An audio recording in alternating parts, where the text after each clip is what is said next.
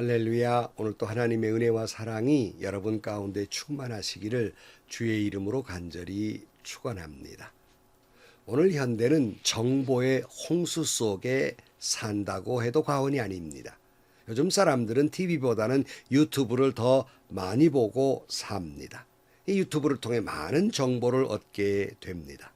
그러니까 요즘 고민은요, 어떤 지식이나 정보가 없어서 고민이 아니라 이 쏟아져 나오는 정보를 어떻게 잘 분별해서 무엇이 정말 진실된 정보인가를 가려야 되는데, 사실은 여러분, 유튜브는 사실은 쓰레기 같은 정보들이 더 넘쳐나는 곳이 유튜브예요. 이걸 잘 가릴 줄 알아야 되는데, 이 AI가 인공지능이라는 것이 우리가 한번 어떤 정보에 관심이 보면 자꾸 그 정보를 떠오르게 만들어서 오히려 그런 것들이 우리가 왜곡된 정보에 집착하게 만들어버리고 맙니다. 그러니까 보수적인 성향을 가진 분들이 이걸 자꾸 보다 보면 떠오르는 정보는 자꾸 보수적인 것만 떠올라요.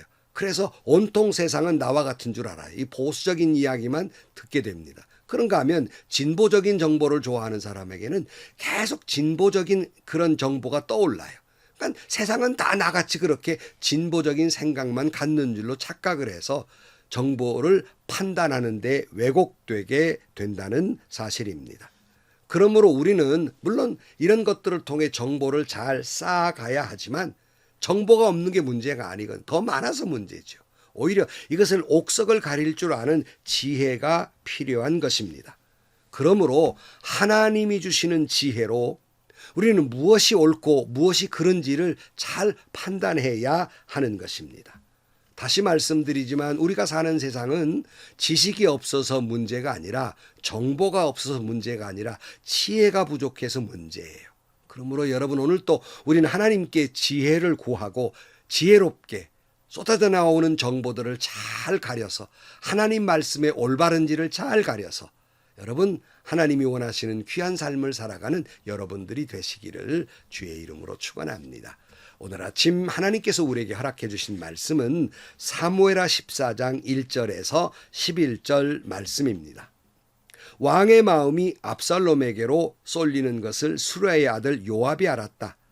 요압이 드로아로 사람을 보내어 거기에서 슬기로운 여인 한 사람을 데리고 와서 부탁하였다.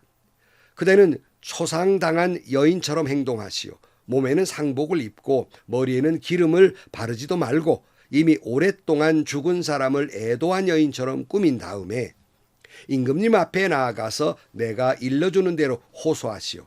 요압은 그 여인에게 할 말을 일러주었다.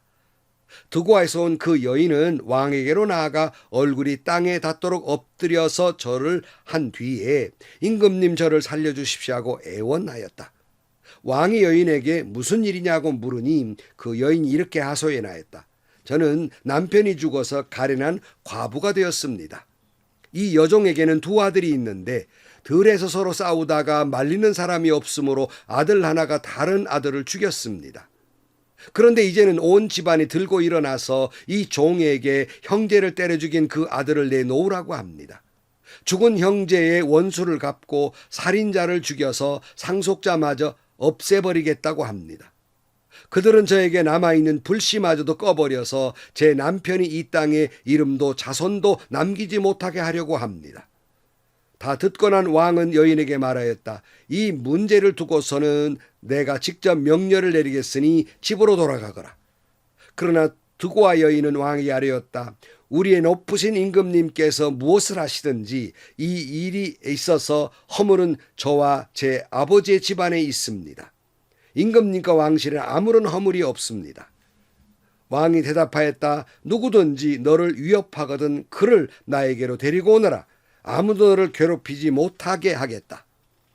여인이 또 간청하였다. 그러면 임금님께서 섬기시는 주 하나님께 간구하셔서 저의 죽은 아들의 원수를 갚으려고 하는 집안 사람들이 살아있는 저의 아들까지 죽이는 크나큰 범죄를 저지르지 못하게 막아주시기를 바랍니다. 왕이 대답하였다. 주님께서 확실히 살아계심을 두고 맹세하지만 내 아들의 머리카락 하나도 땅에 떨어지지 않게 하겠다. 아멘. 계속되는 말이에요. 다윗 집안의 불행의 연속, 칼부림이 연속됐죠. 다윗은 두 아들을 잃었습니다. 맏아들 암논을 잃었고 이제 압살롬이 아버지의 품을 떠나 망령길을 떠나버리고 만 것이에요. 압살롬이 그 형을 죽인 것이야 큰 잘못을 했지만, 그러나 압살롬도 다윗의 아들이었기 때문에 늘 보고 싶어하는 마음이 간절했어요.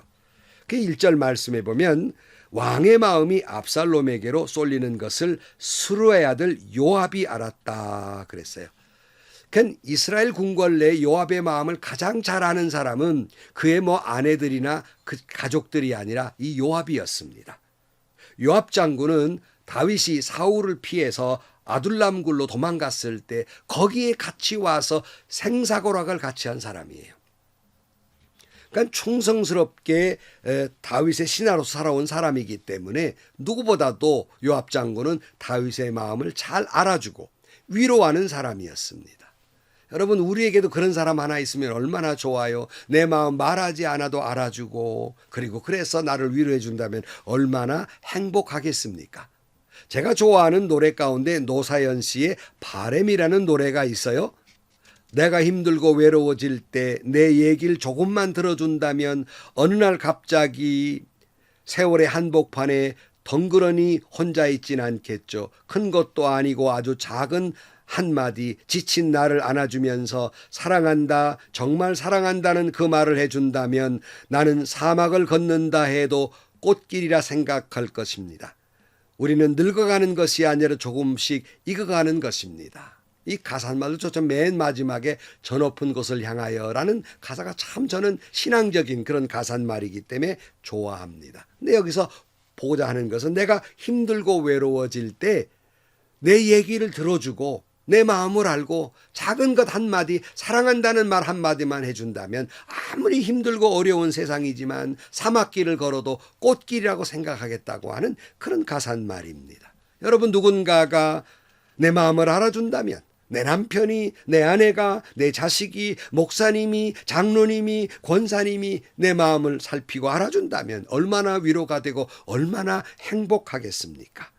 그러나 여러분, 정말 진정으로 내 마음을 알아주고 나의 위로자 되시는 분은 언제나 예수님 한 분뿐입니다.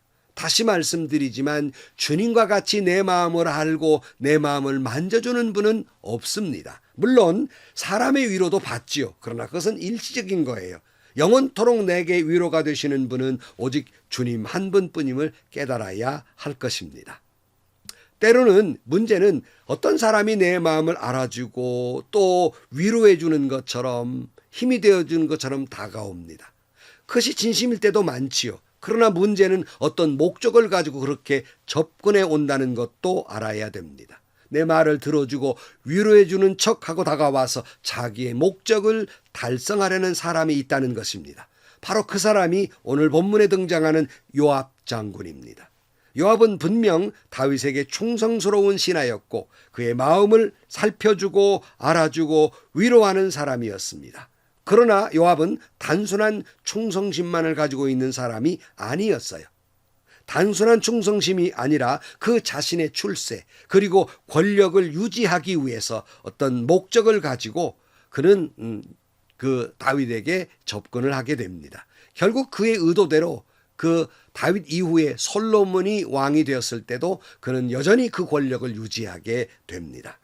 자, 그래서 오늘 본문에 보면 다윗이 압살롬을 보고 싶어하는 마음을 알아차리고 압살롬을 데리고 와서 왕의 마음을 위로할 뿐만 아니라 이제 암논이 죽었으니 그다음 자기 왕권을 이어받을 사람이 압살롬이니까 또한 압살롬에게도 잘 보임으로 말미암아서 자기의 출세, 권력을 유지하는 것 이런 목적을 가지고 다가오게 됩니다.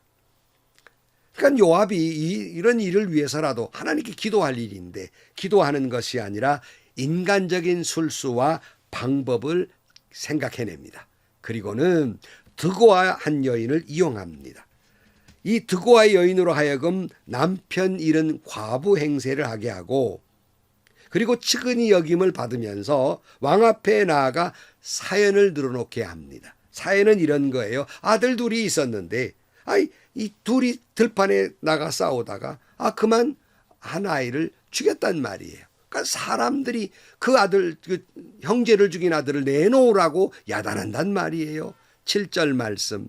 그런데 이제 온 집안이 들고 일어나서 이 종에게 형제를 때려 죽인 그 아들을 내놓으라고 합니다.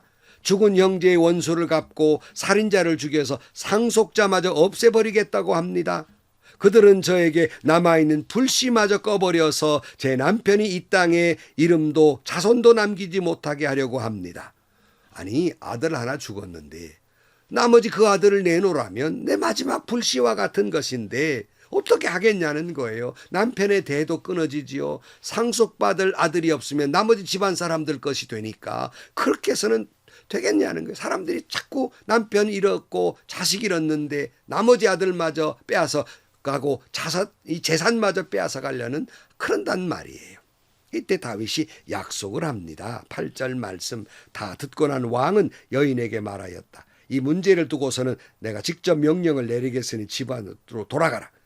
그러나 드고의 여인이 왕에게 아뢰었다. 우리 높으신 임금님께서 무엇을 하시든지 이 일에 있어서 허물은 저와 제 아버지의 집안에 있습니다. 임금님과 왕실에는 아무런 허물이 없습니다. 왕이 대답하였다. 누구든지 너를 위협하거든 그를 나에게로 데리고 오너라. 아무도 너를 괴롭히지 못하게 하겠다.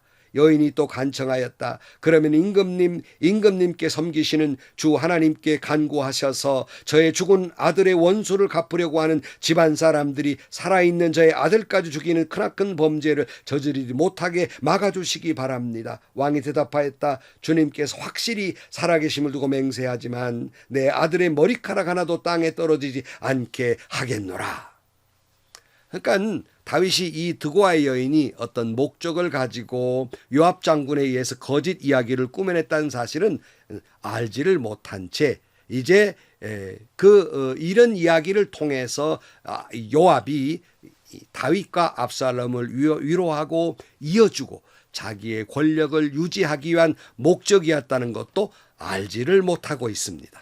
그리고는 덥석 약속을 하게 되지요. 그 여인의 아들의 머리카락 하나 상하지 못하도록 하겠다고 약속을 합니다. 이제 내일 다시 보겠지만 그 모든 일에는 어떠한 그 궁리가 있는 거예요. 여러분, 요즘 속도보다 방향이 중요하다고 합니다. 뿐만 아니라 요즘 필요한 것은 지식이 아니라 지혜라는 말을 합니다. 우리에게는 수많은 소리들이 들려오고 있습니다. 수많은 정보들이 쏟아져 들어오고 있습니다. 신앙인으로서 무엇을 받아들여야 되며 무엇을 믿어야 되며 무엇을 따라야 하는가 판단하기가 대단히 어렵습니다. 그러기에 우리에게는 지혜가 필요합니다. 하나님이 주시는 지혜가 필요합니다. 오늘 또 하나님이 주시는 솔로몬 같은 지혜를 우리에게 주시기를 구해야 합니다.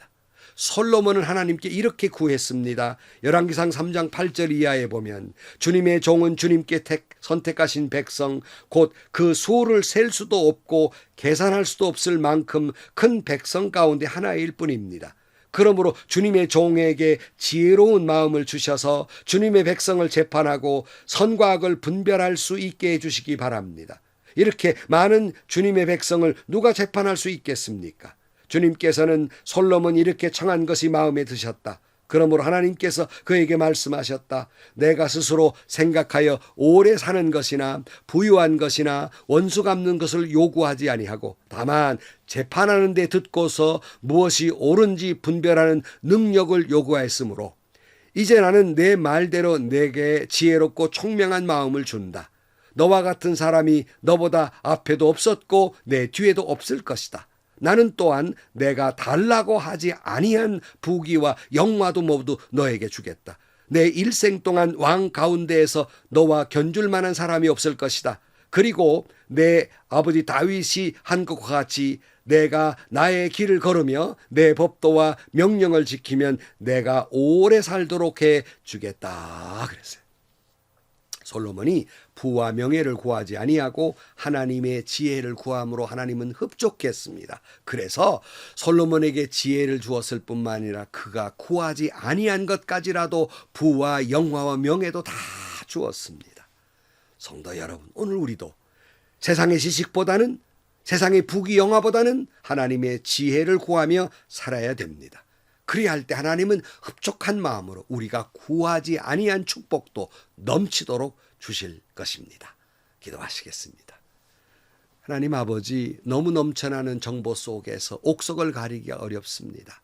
우리에게 지혜를 주셔서 말씀에 합당한 방향이 무엇이고 우리가 따라가야 할 지식이 무엇인지를 깨닫게 하시고 하나님의 마음을 흡족하게 함으로 말미암아 우리가 구하지 않은 것까지 주시는 그 하나님의 은혜와 축복 속에 살아갈 수 있게 하여 주옵소서. 예수님의 이름으로 기도하옵나이다. 아멘. 원리는 간단하지요. 우리가 아무리 많은 걸 가졌더라도 지혜롭지 못하면 한순간 잃어버립니다. 그러나 오늘 우리가 가진 것이 아무리 적어도 지혜로우면 더 많은 것을 얻을 수 있습니다. 오늘 또 하나님이 주신 지혜로 살아가시고 많은 정보 속에서 말씀에 흡족한 그런 방향으로 잘 걸어가서 더 놀라운 은혜와 축복과 기적을 맛보는 여러분들이 되시기를 주의 이름으로 축원합니다. 행복하시고요. 좋은 일이 가득한 하루가 되시기를 주님의 이름으로 간절히 축원합니다.